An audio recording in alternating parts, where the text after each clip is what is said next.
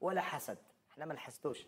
صحتهم المنتخب المغربي الذي وصل لنهائي كأس إفريقيا. المنتخب المغربي خاصة أبرز وأكد على أنه لا يوجد الفرق مثلما أراد البعض أن يتحدث عن ذلك. قاعد نفكر، قلت أننا لو نواصل بهذه الطريقة 20 سنة لقدام ما نقدروا نديروا والو. هربوا علينا بزاف، يعني واحد لازم يعترف. عندها الإمكانيات المالية وعندها لاباط اللي عندها الجزائر. مستحيل. كيفاش هما نجحوا حنايا كاتاستروف مور كاتاستروف دون ان يتحرك احد؟ هما يحطوا مدرب، ما يحطوش اللي يجي خبزيس ويروح يدير شعواده ويروح يجيب بن عمو. يحطوا حنا بالعبال هنا راهو صاير العجيب هنا. وراه المشكل، هل هاد الناس كانوا يخدموا وحنا كنا نايمين؟ نعم. يعني هنا نقطة استفهام. هما يعملوا في دراسة تعمل، ما تهدرش بزاف، تعمل. ألف مبروك المنتخب النسوي سيدات، التأهل ديالو للنهاية وفوز يعني مستحق بالنتيجة والأداء. النيفو كان هارب ديال المنتخب المغربي. المغرب لعب قدام تقريبا 25 ألف متفرج، الملعب كان عامر، شفناه ملعب يعني ملعب بلا ما نزيدو نحكيو عليه، ملعب عالمي تخدم في واحد الوقيته وجيز ديال 8 شهور، ملعب الأولمبي. إن شاء الله يكون فائل خير على المنتخب النسوي سيدات ويفوز باللقب مع المنتخب المغربي، والقوة ديالو في الهجوم وفي الدفاع وفي وسط الميدان. إن شاء الله بإذن الله في النهائي قادر يربح اللقب. نتمناو عاود نتمناو لهم التوفيق ان شاء الله في النهايه. اليوم المنتخب المغربي قرر كره، يعني لعب كره، لعبوا كره سيتو لاطاك، عندهم لاطاك قوي، عندهم الدفاع ديالهم قوي. لعبوا كره كبيره اليوم، تاهلوا للفينال. عندنا بقات لهم خطوه على النهائي باش ينشطوا النهائي ديال كاس افريقيا ديال كاس افريقيا، وغادي ينشطوه لانه عندهم قدامهم جمهور وقادرين ينشطوه ويديوه ان شاء الله باذن الله ويفوزوا بهذا الكاس هذا. وهذا اللقب هذا يبان لي اول مره، يعني حتى الكاس التغيير ديالو اول مره صار كما كاس لاكاف داتونا تبركان اول مره، هذا غادي يديه المنتخب المغربي لنا وجا اول مره. هذه هي اللي كاينه. المهم ان شاء الله باذن الله التوفيق للمنتخب المغربي سيدات. نتساءل اليوم عن مشاركه المنتخب النسوي هناك في المغرب رغم المسرحيه التي جرت قبل التاهل الى الربع النهائي والخروج برأس مرفوع بعد الخسارة بركلات الترجيح. ما مستقبل المنتخب النسوي؟ المشاركة بالنسبة للمنتخب النسوي لأول مرة، يبدو بأننا لأول مرة نصعد إلى الدور الربع النهائي، ليس يبدو وإنما الحقيقة، وهو أمر مثير ملفت للانتباه. ولا واحد كان يتوقع على الأقل في الفترة الأخيرة. يبدو بأن هناك شيء جديد بالنسبة للمنتخب النسوي. صحيح كابتن، اليوم نشوف المنتخب الوطني النسوي كان يحضر، وأنا كنت في المنتخب، كانوا يحضروا بجدية، لاعبين محترفين يعني في المستوى، مدرب في المستوى محنك. سنبقى في البطولة. بالنسبة للمنتخب كانت هناك مسرحية أثيرت هناك في المغرب، نزع علم ما نزع علم، في النهاية تغلبنا على هذا الأمر.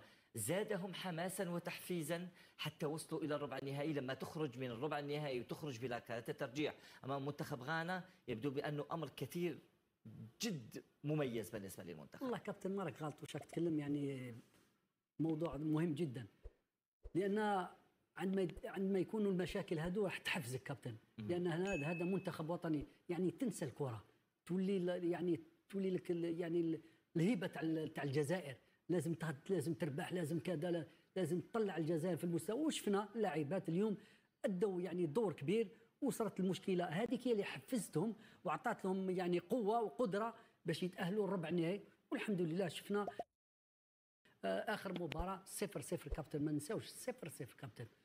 تاهل المنتخب الوطني خسر في الربع النهائي بضربات الترجيح. شفنا المنتخب لعب مستوى مع فريق غيني، الفريق الغانا كان في المستوى واعطى يعني نظره كبيره. والحمد لله المنتخب تاعنا يعني يرجع بقدر، يعني بمقدور، يعني لاباس به. والحمد لله اليوم معنا المنتخب حاصل على ربع نهائي لاول مره في كره القدم النسويه. ولو نشوفوا البطوله تاع النسويه ماهيش في المستوى، ولكن شفنا اليوم المنتخب الوطني اللي شرف الجزائر كما ينبغي. طيب سعد الحق، اللي لما تشوف المنتخب النسوي على فترات سابقه بالنسبه لكل الاتحاديات تقريبا لم يكن هناك منتخب جدي يشارك بهذه الصوره الايجابيه. أنت تشارك هناك في المغرب، ضغوطات كبيرة ما حدثت، الكل يعرف هذا الأمر، ولكن في النهاية تحقق هذه النتائج. ماذا تعني هذا الأمر؟ يعني هذا الأمر؟ بالنسبه لي نتيجه الفريق الوطني إناث في المغرب تعتبر نتيجه جد حسنه.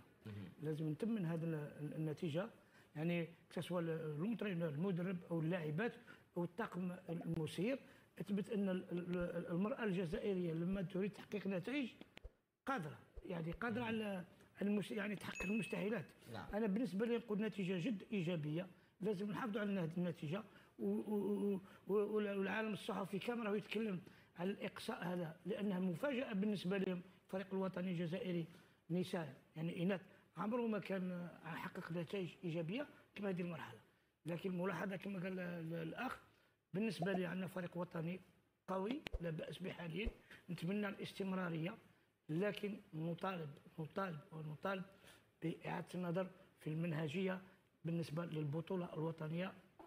طيب أنت بالنسبة للمنهجية، فيصل منتخب وطني في المباراة الأولى مع بوتسوانا يفوز بهدف دون مقابل، يتعادل مع تونس، ثم يتعادل في المباراة الأخيرة مع نيجيريا، يتأهل إلى ربع النهائي ويتأهل دون تلقي أي هدف. يبدو بأن أيضا مشوار جد إيجابي لسيدات. صحيح، اليوم سيدات اليوم مشوار إيجابي، يعني على طول الخط. أنا نقول تانيك لازم نرجعوا شوية لورا كابتن. الفيدراليه اعطت لهم كل الامكانيات. لي سباريك بارتنر كانوا يلعبوا عده دوريات في لي دات فيفا ولا لي دات، كانوا يلعبوا عده مباريات وديات خارج الوطن وداخل الوطن. نعم. سينيالي هذه لازم نقولوها. شفنا اللاعبات المنتخب الوطني يعني كانوا يعني واجدين، كانوا يستنوا في هذه كاس افريقيا. انا كنت نتكلم مع بن ستيتي ويعطيه الصحه ثاني المدرب اللي قام بواجب، اللي قام بالواجب تاعو، واللاعبات مشكورين والطاقم الفني كل شيء. لبؤات الأطلس يصنعن المجد ويتأهلن إلى نهائي كأس إفريقيا للسيدات بعد فوز رائع على منتخب غانا في نصف النهائي. خطوة واحدة فقط تفصل المغرب عن أول لقب في تاريخه بالبطولة، والفرصة الآن مثالية لتحقيق الحلم وسط الجماهير المغربية وفوق أرض الوطن، خاصة بعد خيبة النسخة الماضية وضياع اللقب، ليأتي الرد قويا ومؤثرا بالنسخة الحالية. عزيمة وإصرار وروح قتالية عالية من سيدات المغرب. الآن كل الأنظار تتجه نحو النهائي، فهل تكتب لبؤات الأطلس التاريخ ويثبتن مدى تطور الكرة النسائية في المغرب؟ اكتبوا لنا رأيكم وآرائكم من خلال التعليقات.